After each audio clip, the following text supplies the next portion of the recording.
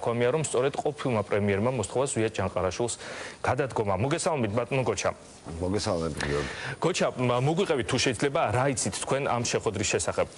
იცით რა, პირველი დეკემბრის შეხვედრის რეზონანსი უკვე ყველასთვის ცნობილია და ჩვენ ფაქტებით ვხედავთ თუ რა მოხდა, მიუხედავად იმისა, რომ დღეს პრემიერ-მინისტრი შეეცადა აეხსნა საზოგადოებისთვის, რომ ბატონი ივანიშვილი არ ერევა ქვეყნის მართვაში, ფაქტი ის არის, რომ 1 დეკემბერს მან კონკრეტულად ირაკლი ღარიბაშვილს და მის გარემოცვას ერთგვარი მართლობის ღამე მოუწყო.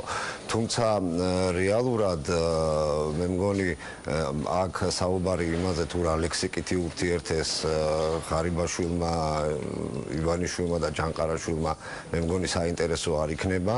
მაგრამ საიდან გაქვთ თქვენ საერთოდ ეს ინფორმაცია, რამდენად სანდუა წყარო, რომელმაც მოგაწოდა თქვენ ეს ინფორმაცია? იმდენად სანდუა, რომ თუ კი ამაში თვითონ ბატონ ღარიბაშვილს ან ივანიშვილს ეჭვი ეპარება, ერთ ფაქტსაც გავაჟღერებ ექსკლუზიურად თქვენს ეთერში, რომ იმავე საღამოს ივანიშვილის მითითებით ბატონი ჯანყარაშვილი საქართველოს ტერიტორიიდან გაუშვეს და დაატოვებინეს საქართველოს ტერიტორია. ანუ ეს დღესაც არ იმყოფება საქართველოში თქვენ ინფორმაცია? დღევანდელი ინფორმაციას ვერაფერს გეტყვით, მაგრამ მე ვიცი, რომ იმავე საღამოს ის საქართველოდან გაუშვეს. და თქვენ ამბობთ, რომ ეს ამავე შეხვედრაზე ივანიშვილის მითითებით მოხდა? რა თქმა უნდა, ივანიშვილის მითითებით მოხდა, მაგრამ გიორგი ძალიან მნიშვნელოვანი არის ორი გარემოება, რომელიც გამოკვეთა 1 დეკემბრის ღამემ.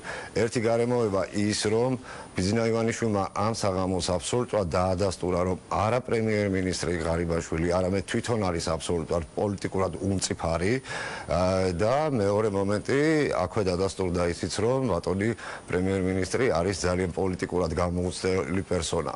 და მეორე ძალიან მნიშვნელოვანი მომენტი, რომელსაც სამწუხაროდ არ ჩემი კოლეგები საუბრობენ, არ საუბრობს მედია, არ საუბრობენ პოლიტიკური პარტიების წარმომადგენლები, დავაკვირდეთ რა სიტუაციაში მოხდა ეს ყველაფერი. უმთავრესი გარემოება ის არის, რომ ბოლო პერიოდში ბატონი ირაკლი ღარიბაშვილი გააქტიურდა თავისი განცხადებებით დასავლეთის მხარდაჭერასთან დაკავშირებით, საქართველოს ინტეგრაციასთან დაკავშირებით, ნატოში, ევროკავშირის სტრუქტურა, ევროკავშირში და ასე შემდეგ. მას ჰქონდა აბსოლუტურად წარმატებული ვიზიტი ბრიუსელში და ბოლოს გახსოვთ საკმაოდ მწვავე განცხადება გააკეთა მან რუსეთის საერთაშორისო საზოგადოებას Financial Times-ში მოუწოდა შეეფასებინა აფხაზეთის მოვლენები.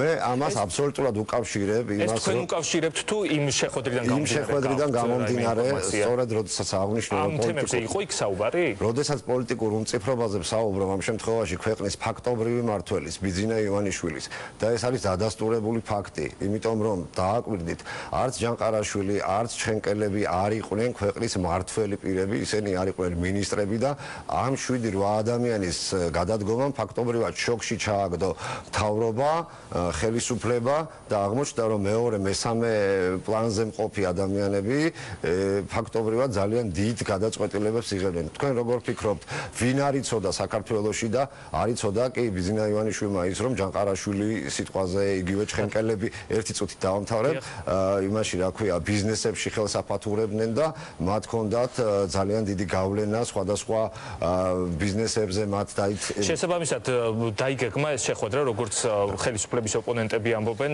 სწორედ იმიტომ, რომ ჩვენ მოწმე გავხდით ამ დღეებში ძალიან დიდი ეკონომიკური რყევების და ლარის კურსის ვარდნის. არ ვუკავშირებ აბსოლუტურად ამით ისარგებლეს. იმ შეხვედრაზე თუ იმ შეხვედრაზე ამაზე საუბარი არ იყო, იმ შეხვედრაზე კიდევ ერთხელ უსვამ ხაზს.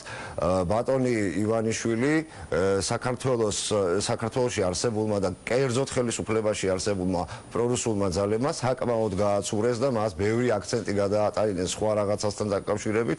ეს იყო დაპირისპირება იმისა და დააკვირდით, რამდენიმე დღეში გამოჩნდება ეს უახლოეს თვეებში გამოჩნდება, რა ძალები გააქტიურდებიან საქართველოს ხელისუფლებაში და ვის წისქვილზე დაასხამენ ეს ძალები წყალს. ვის წისქვილზე დაასხამენ? რა თქმა უნდა, რუსეთის წისქვილზე დაასხამენ წყალს. რომ ვისაუბროთ იმ კლანებზე, რომელსაც ახსენებენ ხშირად ხელისუფლების ოპონენტები, იყო თუ არა ამ შეხვედრაზე თქვენი ინფორმაციით საუბარი თამაზაშვილის ბედზე? რა თქმა უნდა, თამაზაშვილზეც იყო საუბარი, მაგრამ პირველი მომენტი ამ შემთხვევაში, პირველი მომენტი რაზედაც იყო საუბარი, ეს პროცესი არ დაწყებულა იმ დღეს, პროცესი დაიწყო კარგახნით ადრე, როდესაც კონკრეტულად მიუტანეს ბიძინა ივანიშვილს ფაქტები, როგორც ის ითხოვს ხოლმე თავისმა თანაგუნდელებმა. ფაქტები მიუტანეს, თუ სადაფათურებდნენ, ესე ვთქვათ, რბილად, ჯანყარაშვილი, ჩხენკელები და ასე შემდეგ, შემთხვევაში ბიზნესში ხელს, ეს ფაქტები მაშინ ეს არ დაიჯერა, თუმცა შემდგომ გაგრძელდა ეს ტენდენცია, თქვენ როგორ ფიქრობთ ახლა რა არ დაიჯერა? მაშინ როდესაც ჯერ კიდევ ხელისუფლებაში არ იყო ივანიშვილი, ის თავის თანაგუნდელებს უხსმენდა და თქვენ ყავდათ ერთ-ერთი წარმომადგენელი ბატონი ირაკლი ალასანიანი, მისი სატელეფონო საუბრები და სხვა თანაგუნდელების სატელეფონო საუბრები გამოუქვეყნა და გამოაქვეყნა საზოგადოების წინაშე და ეხლა არ იცოდა იმან რა ქვია ივანიშვილმა თუ რას აკეთებდა ჯანყარაშვილი, თამაზაშვილი და ასე შემდეგ. იცოდა, მაგრამ ამ შემთხვევაში იყო სხვა მომენტი. სწორედ მე ძალიან ესე მინდა რომ სწორად შეხედოთ ამ საკითხს.